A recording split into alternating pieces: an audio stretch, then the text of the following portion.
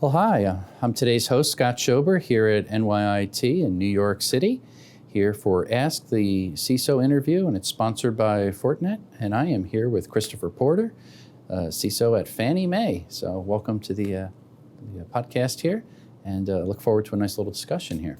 Thank you, Scott. It's good to be here. Maybe I could start with this, Chris. You studied economics and psychology and earned a BA, then you got an MS in Management of Information Technology. What prompted you to switch and maybe sparked your interest in the world of IT?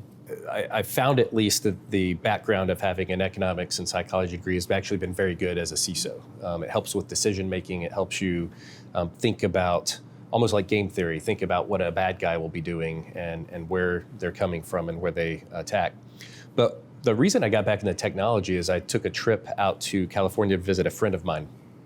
And he was working at Cisco at the time.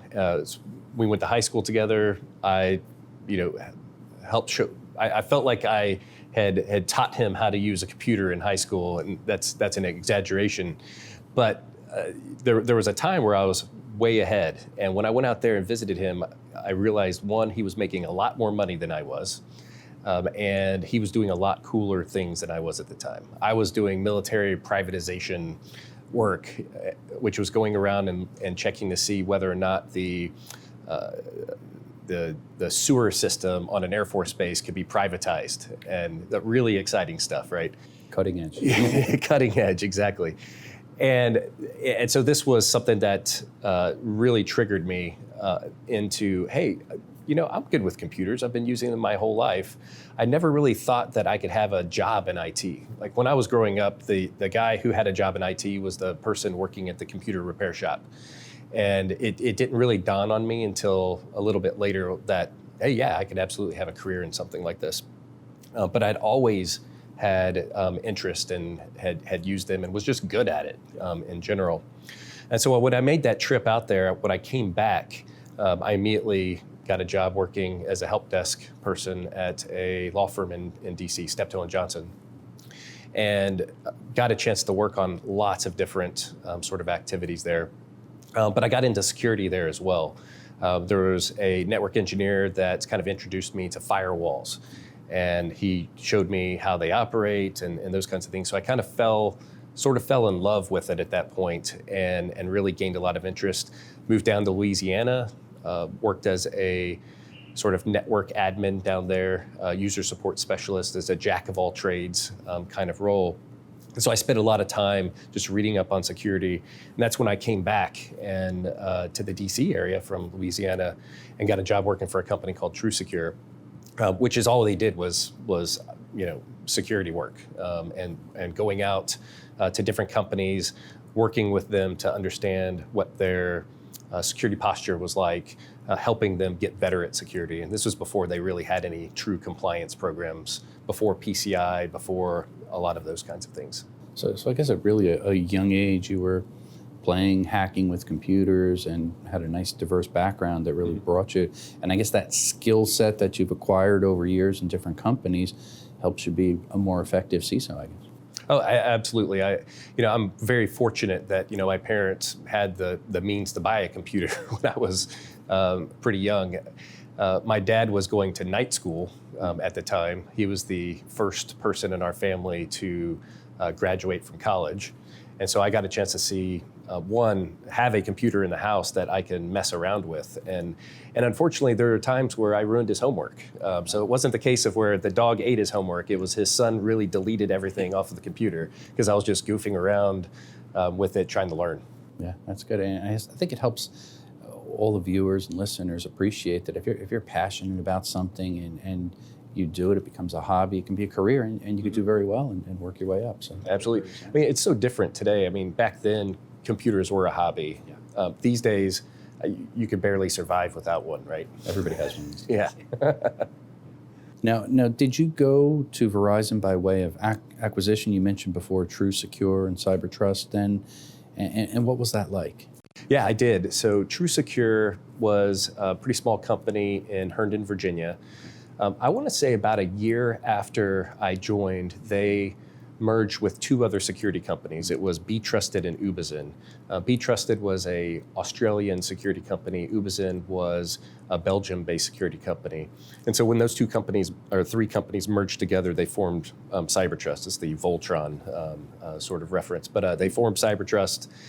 And at that point, they really started going through and branding themselves as a company, kind of putting all the different pieces together. There was a managed security services aspect. There was professional services. Be Trusted had a really big identity practice as well. And so they had a lot of good sort of capabilities when they came together as a company. And so this is around when Verizon was looking to do more in security. And they saw CyberTrust and decided to acquire it. And it was a pretty fascinating time. I had never been through an acquisition before. There was a lot different working at a very small company than moving to a company that had 250,000 employees, moving from a small building in Herndon, Virginia to the monstrous, former MCI buildings in Ashburn. But it was a really good experience. Nice. Now, we're talking about Verizon there. You moved to a very high-profile position at Verizon in around 2009. You became primary author, analyst, and editor of Verizon DBIR, which is the Data Breach Investigation Reports, and we were talking about that earlier, and it's kind of a gold standard many people use and reference and quote oftentimes. Tell us about maybe what you did in connection with the Data Breach Investigation Reports, and there's so many people within the cybersecurity industry certainly are familiar with it, and maybe tell us a little bit about what it is and what your role was back then. Absolutely. So the Verizon Data Breach Report, and in fact, the newest version of the report came out this morning for the 2019 year. So that report is something that's based on real data.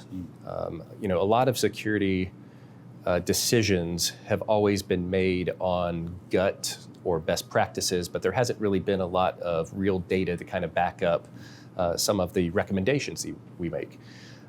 I came on right at the end of the very first DBIR. There was a team of folks who kind of put that together, and I'll talk a little bit about how it came together. I was working with the guy who created the whole report, a guy named Wade Baker. He has a company now called the Scientia Institute that does research, and we were working together doing risk assessments, and we were trying to develop a risk model for organizations to help them prioritize different activities that they could do to make their security better. And it was always hard as we were doing that to really back up our recommendations with data, because there wasn't a lot of data. In fact, data is incredibly scarce, even today with some of the reports like the DBIR out there. And so we started working on, well, how do we find that kind of data, right? And Wade immediately identified this data source that was within Verizon. We had a really good investigative response team, folks like Brian Sarton and Chris Novak, who had been working this for a long time, and identified that, hey, here's some good data. Let's collect it, let's decompose it, let's break it down into different aspects and find out, who's behind the data breaches, what did they do, what assets did they go after, and just literally start counting things. That's kind of how it started, and it was really helping us to try to understand which controls are most effective in an organization, which set of controls have the best efficacy.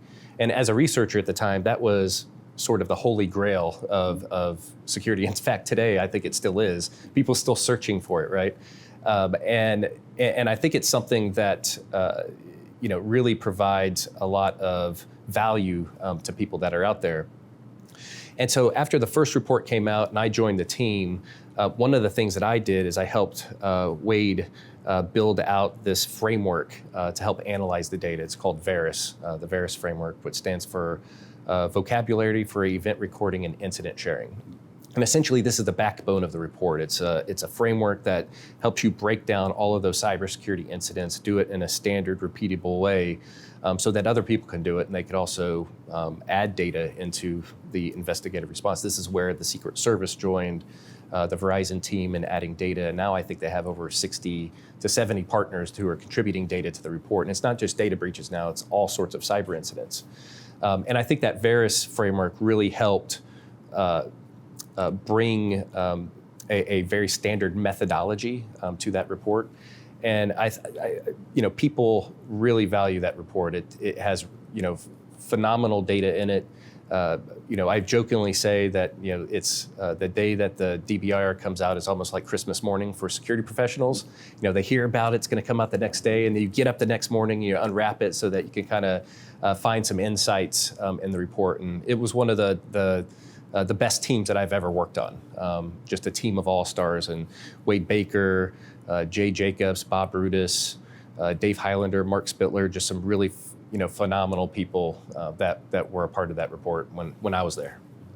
When you think about it, you think about the report there, what Verizon puts out, the DBIR report, what Cybersecurity Ventures puts together, and a lot of other reports that are out there. When there's good, solid metrics that companies can look at, analyze, they know how to properly spend. And I think that's really important these days, because there's limited budgets, all companies have it, and all companies face a lot of threats. They got to make actionable items, spend money in the right way, and I think reports like that really do make a difference. Yeah, I think there's one particular table in the report that really drives that message home, because you're right, companies have scarcity, there's scarce resources, and they have to prioritize the highest risks. There's a table in the report, I think it's in this one as well, but every year where they take the types of attacks and they set it across the types of industries. And you really get a sense to understand how different companies in different industries have different threat profiles. So there are different attackers that are going after them. There's a whole set of opportunistic things that go after everybody. But if you're in manufacturing, you have a different set of threat actors going after you than you are in the financial services industry or even in retail industry. So it's a pretty phenomenal graphic, and I use it fairly regularly in my job just to kind of understand, if anything in my threat environment has changed year over year. Good. Now, you joined Fannie Mae as deputy CISO and then became CISO, which is your current role right now, Chris. Tell us about maybe the size and the scope of what you're responsible for protecting within the organization, and maybe break it down, locations or number of employees, things like that would help us get a bigger sense of everything. Yeah, absolutely. So Fannie Mae, everybody's kind of familiar with Fannie Mae's history, and it's an entirely different company than I expected. Funny enough, when I was working at TrueSecure, I was the security consultant that delivered services to Fannie Mae. So I literally spent night after night scanning their network back in the early 2000s, just doing vulnerability assessments. And today to be running that security program it's my rags to riches story, right? But Fannie Mae, last year we put over $500 billion of liquidity into the market. We allow people to buy houses, and in fact that liquidity helped people buy 3 million homes, whether it was rental units, refinances, or just buying a home in general. So it's got a very important sort of mission to the housing finance system. We're a DC-based company. We've probably got about, 5 or 6 locations in the United States. One great thing about the company is we're only in the United States, right? So that's actually a phenomenal, benefit to me from a security perspective. Because there's certain traffic that I could say, we don't do business in Europe or Asia, so why should we even allow that traffic to connect into us? We can just block it outright.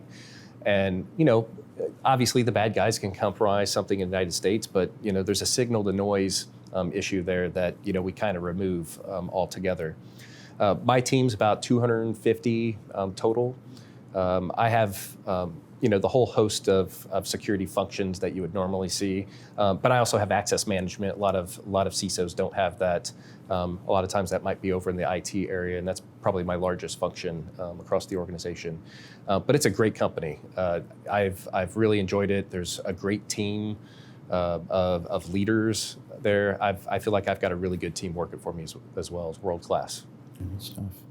Now, how does things such as maybe the cloud, IoT devices, how does that challenge your job, your role there to keep things secure? Well, ultimately, anytime you're adding something new to your environment, it creates additional opportunity or vulnerability for bad guys to take advantage.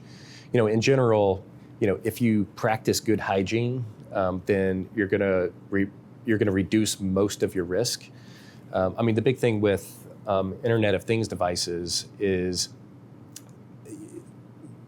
there's no good patching mechanism for those things, right? So that you buy them, you put them on your network, or somebody puts them on your network, you don't know about it.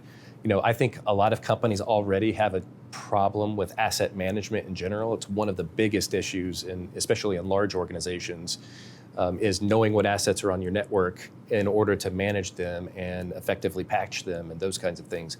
So you're adding a device onto your network that might be hard to discover what it is, and then there's not a good way of actually managing that. And if there was, maybe there's not even a way to patch firmware or anything like that. So it does create some additional issues. Cloud, in general, to me seems like one of the best opportunities for security professionals. When you work for really large organizations that have old legacy monolithic applications, old networks that have been through acquisition after acquisition, and it's a patchwork of networks. A lot of the sort of security fundamentals that you would want, you can't readily fix because there's operational issues and things. It's a trade-off that you make in a lot of cases. Cloud right now gives you this incredible opportunity to build something new from scratch, build security in the right way, make sure you have network segmentation. The standardization that's there provides your ability to scale and go fast and do so in a more secure fashion. And to me, I see it as a fantastic opportunity to do it right from the beginning. Now, like anything else, you can do it wrong, right? But to me, cloud is a phenomenal opportunity to do things right. And to your point, if you do it right with cloud, you're going to have a secure environment where, contrast that to IoT, as you were saying, typically low-cost consumer devices, hard to patch, hard to secure. They're fluid. They come in and out. Hard to discover. Yep. So a lot of challenges that certainly could be absolutely be brought about from IoT. Wow. Now, speaking about that IoT devices are proliferating throughout these large enterprises. Is that a major risk factor, or not just for Fannie Mae, but really all organizations? Oh, absolutely. There's a couple of different ways that I think about those kinds of devices and how threats could leverage them, right? One aspect is what we've seen in the last couple of years with denial of service attacks, right? So you've got some botnet that can exploit the vulnerabilities on those devices at scale. They then, collect the power of all of that together and then aim it at different companies. And then you're just knocking them off the network, and it's incredibly difficult to mitigate something like that because there's so many of those devices that are out there. Then you have, for an enterprise, taking those devices and, someone putting them on your network, unmanaged, unable to really patch them. And if they're sitting out there where people can access them, that becomes an even bigger problem, right? Because that could be a gateway into your organization that you're just not aware of. And so now you have to worry about not just people coming in through your front door via web applications, coming in through the back door through malware on laptops, but now just hitting a device that is completely unmanaged, undiscovered, and now they're just moving around freely in your environment, right? So it certainly is a threat that and risk that companies have to be aware of and try to manage appropriately. Yeah. Let's take a moment and chat a little bit about workers, and there's certainly a shortage of workers. It's no surprise. In fact, it's predicted to result in 3.5 million unfulfilled or unfilled cybersecurity jobs globally by 2021. That's staggering, that number, hard to even imagine.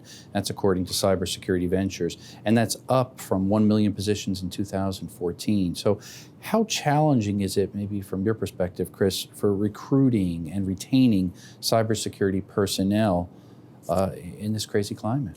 I mean, it's certainly a competitive environment, and I think you have to take different approaches to sort of working on this problem, because it's certainly big. We've sort of taken a multi-pronged approach. One is, people want to work for companies that are important and have missions. Now, a lot of people want to go work for cool companies, right? They want to work for Google and Amazon and Apple and those kinds of things, high tech. But people also want to do something that makes a difference. And that's something that I've really pressed with my team, just in general, is that, Fannie Mae is at the heart of the housing environment. If we don't do our jobs and protect our company, then people can't buy houses. We've seen how liquidity dries up in the housing market during the crisis back in 2008. And our job is to make sure something cyber related doesn't cause that to happen, in today's environment, right? So I think having that mission is important, and because people do want to work for a company that is where that mission is, brings some passion to it as well. I think you have to make sure that you give people the appropriate career pathing. They want to come to a company where they can grow and they can learn. And the time that I've been at Fannie Mae, it's been one big transformation for a company. First, it was moving to more lean management and agile so that we could develop applications more quicker. It was bringing in new cutting-edge security technologies so that we had a much better environment to operate from. Now we're working on digital transformation like others, moving to the cloud. And so there's just a whole host of opportunities to learn new skill sets that will, ultimately help them make have better career choices later on. And ultimately for me, the way I look at it is not only am I trying to help Fannie Mae, but I'm helping the community. My job is to prepare the folks that work for me to be better security professionals at Fannie Mae, and to set them up ultimately for whatever their next career is, whether it's at Fannie Mae or somewhere else. And I think that's super important, because that raises the sort of water level for the community, raises all the boats in the community. And the latter thing, we try to have fun, right? I'm a little bit of a joker sometimes, and what I did with my team is I asked them to set up a voluntary group that I've dubbed the Ministers of Cultural Affairs. And so what their job is every month is to find some sort of activity that the information security team can do as a whole to kind of build that community within the organization. And that's been phenomenal. I mean, sometimes it's simple things like having a pancake breakfast. Other times it's, a happy hour nearby. But bringing people together and just talking and creating that community also, it brings people, becomes a magnet for people, becomes a magnet for talent, where they see that and they're like, I want to be a part of that. And so that's one of the ways that we've tried to differentiate ourselves to kind of bring in the talent. Yeah, that's good, because I think it really gets people excited about the culture. Mm-hmm. They want to be part of that. Yep. And they want to grow, as you mentioned there, and that's really key, I think, in any company. If they want to succeed, mm-hmm. It's grow that workforce, get them passion and be part of it. It's a beautiful thing. Now, talking about the culture and things like that, if we pivot a minute, what about kids? We need to get more kids. We need to get parents more aware about cybersecurity. It really affects all of our lives nowadays. High school students represent really our future cybercrime fighters, if we think about it. Yet a recent Raytheon study concluded that less than half of all high school kids have discussed cybersecurity with a parent, with a teacher, with a counselor. So from your perspective, Chris, how important do you think it is to expose high schoolers to cyber, and maybe how can we do more? Yeah, absolutely. I think we have to start before high school. I mean, start even in middle school with just some simple things, right? I mean, there's there's aspects of just sharing information that this generation, they share more because they have the ability to share more, and they don't see the negative trade-offs that they're ultimately making about sharing information, right? So there's some aspects of that's going on.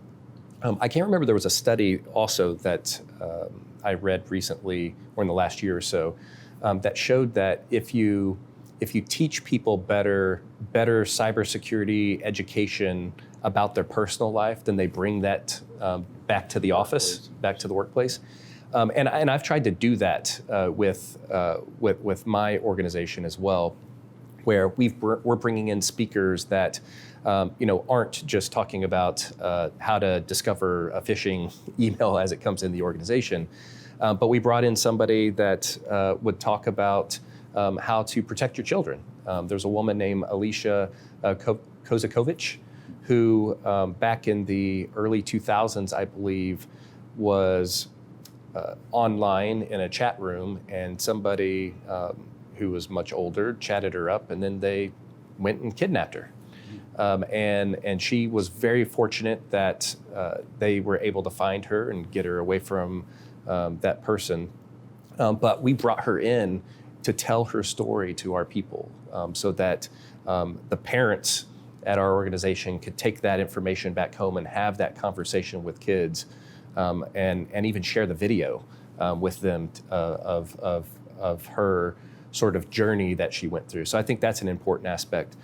We do a lot of outreach as well to some of the community. There's a program called GenCyber at George Washington University in Washington, D.C. It's a middle school girls program where they talk about, it's a STEM program, so they talk about technology and cyber, and we send a lot of our folks there for a day just to talk about cybersecurity as a career. And so I think we have to start everywhere. It's got to be about the sort of dangers that are out there lurking on the internet. It's around developing that mentality at a younger age that this is a good career to go into. Speaking to young girls as well is really important, because they can sign their own checks because of the lack of diversity in our space. And so if they pick this as a career, they can just go forever. It's a phenomenal opportunity. Now, what's the most important piece of advice that maybe you could share with other CISOs? Yeah, I think the most important piece is don't always say no. I think a lot of CISOs come from this place of no, and regardless of whether there's risk or not, they just say no because of whatever reason. I found in my career so far that understanding what the actual risk is and then working on a solution that reduces risks and gets the business what they need to deliver value to customers has gone a really far in our organization and others that I've been a part of. And so my advice is, understand the risk of what they're asking, understand the business perspective, have empathy for what they're trying to achieve, and try to find the way or solution to get to the yes with that risk reduction, so you're protecting the company overall as well. Point. Now, for a cybersecurity worker earlier in their career with maybe aspirations, maybe they eventually want to be a CISO, what would you advise them in terms of career planning, maybe networking with others, or anything else that they should be doing early on? Yeah, absolutely. I think networking with peers, I think, are incredibly important. There's a lot of meetups in various cities where you can go meet with various security professionals. In the Northern Virginia area, there's something called Nova Beer Sec, where essentially once a month people get together, grab beers, and just talk about security at the various companies. Those networking opportunities are huge in finding good career opportunities, right? I think another aspect is, you have to have some fundamental knowledge of information security or the ability to learn. I think there's something around having curiosity that's really important in security.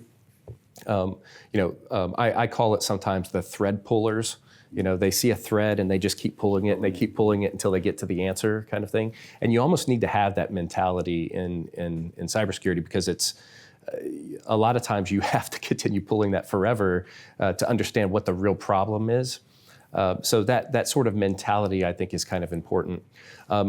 Getting to understand, business and risk, I think, are super important. I sit on the FAIR Institute board. So FAIR is the Factor Analysis of Information Risk, and it's a framework and model for doing quantitative risk analysis. And just kind of understanding that framework, I think, will help a lot of folks, understand how to manage risk better. And ultimately, what we do is risk management. We're trying to make good decisions with scarce resources in an organization.